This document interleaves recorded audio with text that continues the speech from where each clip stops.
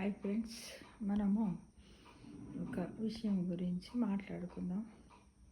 ఏంటంటే మరణం ఎందుకు ముఖ్యం, మరణం అనేది అవసరమా మనం జన్మెత్తినప్పుడు అనే దాని గురించి డిస్కషన్ చేసుకుందాం. ఫ్రెండ్స్, మరణం ఎందుకు ముఖ్యమైనది, దాని ప్రాముఖ్యతను వివరించే ఒక అందమైన కథనం మనం ఇప్పుడు తెలుసుకుందాం. మృత్యువుకు ప్రతి ఒక్కరూ భయపడతారు, కానీ జనన మరణాలు, సృష్టి నియమాలు, విశ్వం యొక్క సమతుల్యతకు ఇది చాలా అవసరం. లేకపోతే మానవులు ఒకరిపై ఒకరు ఆధిపత్యం చెలాయిస్తారు. ఎలా? ఈ కథను తెలుసుకుందాం. ఎలా మానవులు ఒకరిపై ఒకరు ఆధిపత్యం చెలాయిస్తారు కాబట్టి ఎలా చెలాయిస్తారు అనే గురించి కథను తెలుసుకుందాం. ఒకసారి ఒక రాజు తన రాజ్యం వెలుపల ఒక చెట్టు కింద కూర్చున్న సన్యాసి వద్దకు వెళ్ళాడు. అతన్ని కలిసి, ఓ స్వామి, నేను అమరత్వం పొందగలిగే మూలిక ఔషధం ఏదైనా ఉంటే దయచేసి నాకు తెలియజేయండి అని అడిగాడు. అప్పుడు ఆ సన్యాసి, ఓ రాజా, దయచేసి మీరు ఎదురుగా ఉన్న 2 పర్వతాలను దాటండి. అక్కడ మీకు ఒక సరస్సు కనిపిస్తుంది. దాని నీరు త్రాగండి, మీరు అమరత్వం పొందుతారు అని చెప్పాడు. రాజు 2 పర్వతాలను దాటిన తర్వాత రాజుకు ఒక సరస్సు కనిపించింది. అతను నీరు త్రాగడానికి వెళ్ళబోతున్నప్పుడు అతనికి బాధాకరమైన ములుగులు అంటే ములుగుతూ ఉంటారు కదా, వినిపించాయి. బాధతో ఎవరు అబ్బా అయ్యా అవ్వా అని ఇట్లా ములుగడం అంటారు కదా, చేత కాకుండా లేవలేని పరిస్థితుల్లో ఉన్నప్పుడు వాళ్ళు చేసే ధ్వనిని ములుగులు అంటారు. అతనికి వినిపించింది. అతను నీరు తాగకుండా ఆ గొంతును అనుసరించాడు. చాలా బలహీనమైన వ్యక్తి ఒకరు పడుకొని నొప్పితో బాధపడుతున్నాడు. రాజు కారణం అడగగా, నేను సరస్సులోని నీటిని తాగి అమరుడనయ్యా.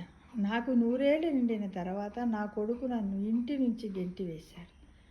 గత 50 ఏళ్ళు నన్ను చూసుకునేవారు లేకుండా పడి ఉన్నాను.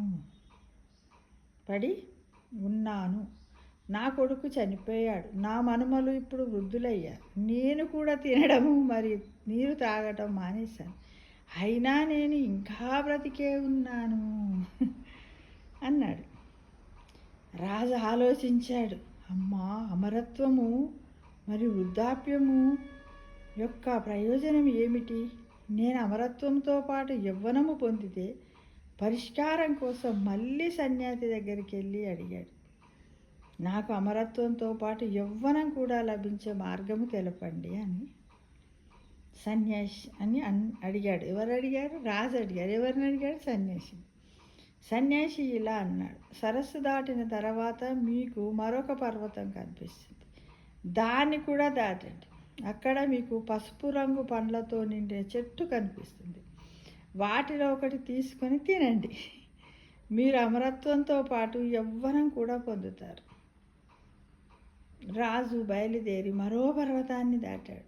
అక్కడ అతనికి పసుపు రంగు పండ్లతో నిండిన చెట్టు కనిపించింది. పండ్లను తెంపి తినబోతుంటే కొందరు గట్టిగా అరుస్తూ పోట్లాడుకోవడం వినిపించింది. ఇంత మారుమూల ప్రదేశంలో ఎవరు పోట్లాడుకుంటున్నారని ఆలోచించాడు రాజు. 4 యువకులు గొంతెత్తి వాదించుకోవడం చూశాడు. అలా వాదించుకుంటూ ఆ మారుమూలలో పోట్లాడుకోవడానికి కారణం ఏమిటని రాజు వాళ్ళని అడిగారు. వారిలో ఒకరు, నాకు 250 ఏండ్లు, నా కుడివైపున ఉన్న వ్యక్తికి 300 సంవత్సరాలు, అతను నాకు ఆస్తి ఇవ్వడం లేదు. రాజు సమాధానం కోసం అవతలి వ్యక్తి వైపు చూసినప్పుడు అతను చెప్పాడు, నా కుడివైపు ఉన్న మా నాన్న ఉన్నాడు. అతనికి 350 సంవత్సరాల వయస్సు. అతను తన ఆస్తిని నాకు ఇవ్వనప్పుడు నేను నా కొడుకుకు ఎలా ఇస్తాను? ఆ వ్యక్తి అదే ఫిర్యాదును కలిగి ఉన్న 400 సంవత్సరాల వయసు గల అతని తండ్రిని సూచించాడు. ఆస్తి కోసం అంతులేని మా పోరాటాలను చూసి తట్టుకోలేక మా గ్రామ ప్రజలు మమ్మల్ని గ్రామం నుండి వెళ్ళగొట్టారని వారందరూ రాజుతో చెప్పారు. రాజు దిగ్భ్రాంతికి గురై సన్యాసి వద్దకు తిరిగి వచ్చి మరణం యొక్క ప్రాముఖ్యతను నాకు తెలియజేసినందుకు ధన్యవాదాలు అన్నాడు. అప్పుడు ఆ సన్యాసి ఇలా అన్నారు, మరణము ఉంది కాబట్టి ప్రపంచంలో ప్రేమ ఉంది. మరణాన్ని నివారించే బదులు మీ ప్రతిరోజు ప్రతి క్షణము సంతోషంగా జీవించండి. మిమ్మల్ని మీరు మార్చుకోండి, అప్పుడు ప్రపంచం మారుతుంది అని సన్యాసి చెప్పాడు. ఎలా అంటే, మీరు స్నానం చేసేటప్పుడు భగవంతుని నామం జపిస్తే అది తీర్థస్థానముగా లాగా ఉంటుంది. ఆహారం తినేటప్పుడు జపిస్తే ప్రసాదం అవుతుంది. నడిచేటప్పుడు జపిస్తే అది తీర్థయాత్రలాగా ఉంటుంది. ఆహారం వండేటప్పుడు జపిస్తే మహాప్రసాదం అవుతుంది. నిద్రించే ముందు జపము చేస్తే ధ్యాన నిద్రలాగా ఉంటుంది. పని చేసేటప్పుడు జపిస్తే అది ఒక భక్తి అవుతుంది. ఇంట్లో జపిస్తే దేవాలయం అవుతుంది ఇల్లు. అంటే మనం ఎంతసేపు అబ్బా చచ్చిపోతామా అబ్బా ఇంకా చాలా రోజులు బతకాలంటే, బతికి ఉంటే కూడా చూడండి, వాళ్ళ పిల్లలను బతకడానికి ఆస్తిపాస్తులు ఇవ్వడానికి. ఈ కథలో విన్నారు కదా ఫ్రెండ్స్. అంటే ఏంటిది? అకార్డింగ్ టు భగవద్గీత, ఆత్మకు కూడా ఉంటుంది కదా, ఊరికే ఒకటే శరీరంలో ఉండడం ఇష్టం ఉండదు. మనమే చూడు 4 రోజులు కాగానే ఒక దుస్తుని, మన వస్త్రాలను ఎలా మార్చుకుంటాము, తను కూడా అలానే ఆత్మ కూడా శరీర రూపాలను కూడా మార్చుకోవాలని చూస్తుంది కదా ఫ్రెండ్స్. అంటే మనం ఉన్నప్పుడే ప్రతిరోజు సంతోషంగా నలుగురితో కలిసి నలుగురికి సహాయపడుతూ సత్య మార్గంలో ధర్మ మార్గములో నిజాయితీగా బ్రతికితే అంతకంటే మించిన అమరత్వం ఏముంటుంది చెప్పండి. మనకి ఇంకా ఆ మరణం ఎందుకు? మనకు అమరత్వం ఎప్పుడు మరణం లేకుండా ఉండడం అవసరమా ఫ్రెండ్స్?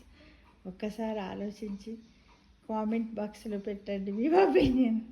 నాకైతే ఏమనిపిస్తుందంటే, మనం వెళుతూ ఉండాలి.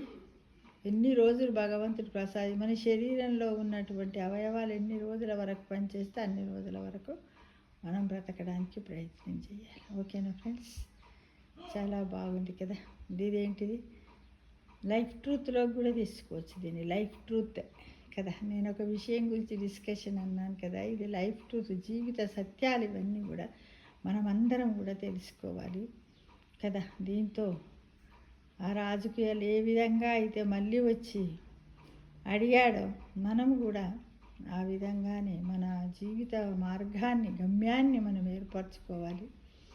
ఎప్పుడు కూడా ఏది కానీ అంతా నాకు కావాలి, అంతా కావాలని మాత్రం ఆలోచించదు. చూడండి, అక్కడ గౌతమ బుద్ధుని యొక్క అన్నీ మనకు తెలుసు, బోధనలు తెలుసు కదా. ఆ విధంగా మనం బ్రతకడానికి ప్రయత్నం చేస్తే చాలన్న ఒపీనియన్ ఫ్రెండ్స్. Thank you.